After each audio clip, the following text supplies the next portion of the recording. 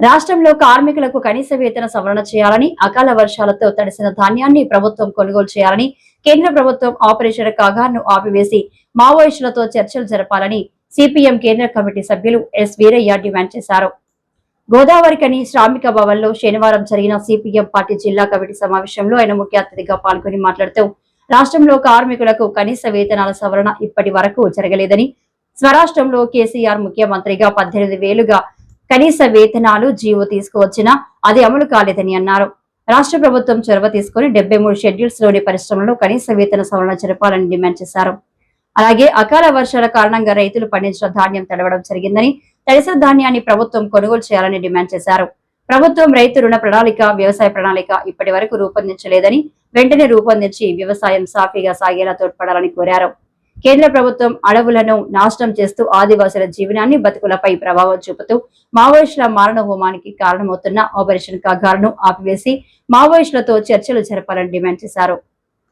మావోయిస్టులను హతమారుస్తున్నారు, వాటికి ఎన్కౌంటర్లను పేరు పెడుతున్నారు. అవన్నీ బూటకపు ఎన్కౌంటర్లు తప్ప నిజమైన ఎన్కౌంటర్లు కాదు. మరోవైపు వందలాది మంది ఆదివాసీలను అక్కడి నుంచి చెదరగొడుతున్నారు, ప్రాణాలు తీస్తున్నారు. అసలు కారణం మావోయిస్టుల సమస్య కాదు, ఇది శాంతి భద్రతల సమస్య అసలే కాదు. అటవీ సంపదను, ఖనిజ సంపదను, భూములను, ఈ సహజ వనరులన్నింటినీ అంబానీలకు, అదానీలకు, బడా పెట్టుబడిదారులకు దోచిపెట్టే ప్రయత్నంలో ఇప్పుడు మోడీ ప్రభుత్వం ఉంది.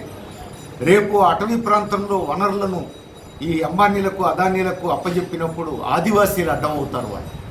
అందుకని ఆదివాసీలను అక్కడి నుంచి వదిలించుకోవడం కోసం మావోయిస్టుల పేరు చెప్పి ఈ భయానకమైనటువంటి దాడి చేస్తున్నారు.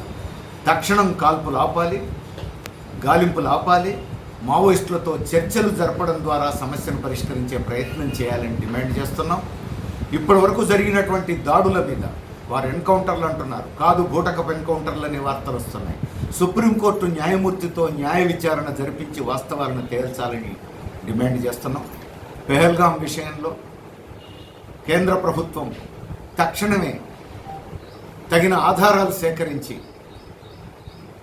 అంతర్జాతీయంగా ప్రపంచ దేశాల ముందుంచాలి, పాకిస్తాన్ని ఒంటరిపాటు చేయాలి.